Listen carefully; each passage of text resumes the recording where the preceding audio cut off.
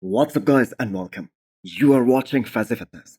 So let's start this video with Stephane and his latest off-season physique update. So whatever protocol his coach Patrick has given him, I have got to say that is working. Now I don't think there won't be much of a difference in the gear stack and the PEDs that he was running and pushing previously as a classic physique combater. He is among those genetic elites, and lots of people do not want to hear that even the reigning Miss Olympia Samson Dauda said that it is so unbelievable how some of these amazingly gifted bodybuilders, how little care these guys need to take in order to make some improvements, in order to grow, in order to pack on more muscle.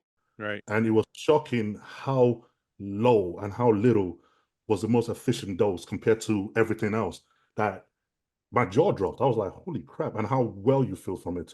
I think the biggest change in Stephane's protocol, that must have been food, just because he has been restricting his growth for so many years. His body at this point must be soaking up all of those nutrients.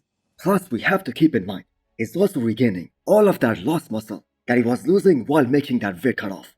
And Stephane right now, just after a few months of off-season, I have got to say is looking scary big. His current weight is 288 pounds, and that is literally the off-season weight of a guy like Nick Walker, the mutant himself. Now, I'm not saying Stephane is anywhere close to the level of muscularity or the size that Nick Walker is carrying, but the man is well on his way to make a great impression at his men's open bodybuilding debut, which is happening sometime next year. So Stephane already has some of the best arms in the business. He has those 3D round insane delts, amazing triceps, that striated chest all across. So I think he is gonna create a great V-taper, a great illusion on the stage. So the back, I believe, is the area where Stephane needs more work, and the man is in no rush to step back on the stage. And Stephane, I believe, can be one of those guys who can transition from classic physique to men's open and be very successful in the future. But do let me know what you guys think. So it isn't only every bodybuilding fan who were wondering why Rubiel Mosquera did not compete in multiple shows this year. Even the head judge of Miss Olympia, Steve Weinberger, asked the same question. So if Rubiel doesn't need any more muscle and he just needs one show this year, why he did not do Italy or Prague? The only thing we can understand is that he isn't strong enough mentally to diet for a long period of time, which is something that is absolutely necessary to compete in any bodybuilding show. Potential is there, but I don't know why he's not competing now. I don't know what he's doing. It didn't look like he was training very hard from what I saw. You know what I mean? Well, the funny thing is he doesn't need any more muscle. No, but he should be competing. Now, if it was somebody else, we would all be really thrilled that such an exciting bodybuilder, he is gonna be doing next year's New York Pro, and Steve himself confirmed that. But after him pulling out of a total of 6 shows this year, no one is gonna believe that until we see his name on the official competitors list. Rubiel. You know what? I've seen nothing out of him. I saw him in Prague sitting in the audience. The one thing I'm excited about is he's doing the New York Pro. Hopefully he will be impressive. Now that being said, the great thing about Rubiel is that even Steve, who judged him at last year's Pro, where Rubiel placed third, he thinks that the potential for this man, that is off the charts. He can be one of the greats in the men's open bodybuilding, but he has got to commit to this lifestyle. Now we have no idea how Rubiel would have done if he did this year's Pro, but that definitely would have been very exciting to see. I mean, the man is the biggest freak in the men's open class, and just to remind you guys, he was able to beat a guy like Nathan Diasha at his pro debut last year. That's the standard that Rubiel has to beat, and I hope he sticks to his words about doing the New York Pro next year. So less than 3 weeks to go until we see one of the best amateur physique, Elliot Dermond, stepping on stage to possibly win his pro card, which I'm sure we can all agree he will. Now, if you think his conditioning looked mind-blowing at about 5 weeks out from the NPC Nationals, just have a look at this recent picture. He is gonna be losing all that skin in the next 20 days, and the man is bound to win the pro card sooner or later, but I think it is gonna be sooner rather than later. Now, Elliot has also got some very standout body parts, which can never be ignored.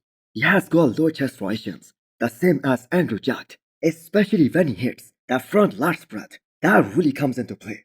he probably has got some of the best calves in the business. And not only just in the amateur ranks, but in the entire pro league.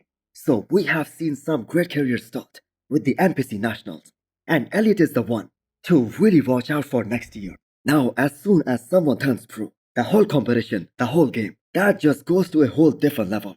But there have been some great examples of the athletes even in the recent past. Off the top of my head, we just saw Bulor Sologu, who was just so ready for the pro ranks, even before winning his pro card, that he won his pro debut the very next day after getting his pro status. So many great bodybuilders, so many legends of the sport, Mr. Olympia champions, they have tried to reclaim that throne after losing the Olympia title, but there has been only one who was able to accomplish this feat, and that is the legendary Jay Cutler, who holds this record even to this day. So we saw two of the greatest of all time, Ronnie Coleman and Phil Heath.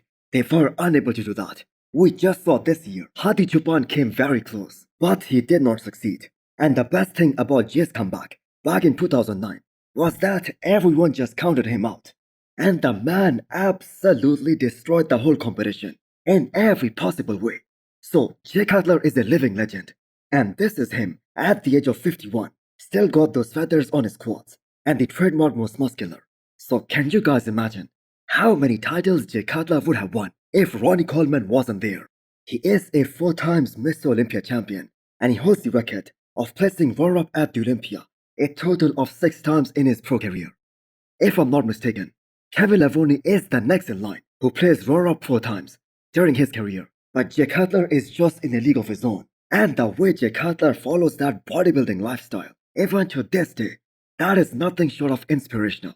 Realistically speaking, the potential is there for others like Derek and Hadi Choopan to win back the Olympia title and tie this record, as both of them are still very young. But somehow, this has never happened, apart from 2009. Next up, we have today's physique update from Charles Griffin, who is well on his way to earn the 4th Olympia qualification of his career, after sitting out of this entire season for 1 whole year after the Olympia last year. So Charles Griffin is 100% locked in for the next 4 months, and he is going to be bringing a physique similar to Mr. Olympia 2022, with possibly better quads and hopefully a totally transformed chest, because the packed year that happened earlier in 2023, that was actually the main reason why he decided not to do any show in this year and just focus on rebuilding that up for this upcoming season. So if we take a look at Charles's physique, there are very little weaknesses other than the fact that he is very narrow. He isn't a wide guy. He doesn't take up a lot of space on the stage. He has got great arms, massive quads, one of the best backs in the men's open. And Charles is that guy who totally transformed his physique by implementing a vacuum in his mandatories in the front shots. Now I must say, the Olympia qualification for next year, that is going to be difficult, because just look at the number of guys returning next year. Starting with Charles Griffin, Regan Grimes, Michael Crizzle, Tonio Burton, and these are just those guys who placed top 10 at the Olympia last year. And there are so many big names, like Carlos Thomas Jr., Justin Shire, Ross Patrick, and so many others who are going to be coming back next year. So hit the thumbs up button if you liked the video, and smash the subscribe button if you want to come back for more. Thanks for watching.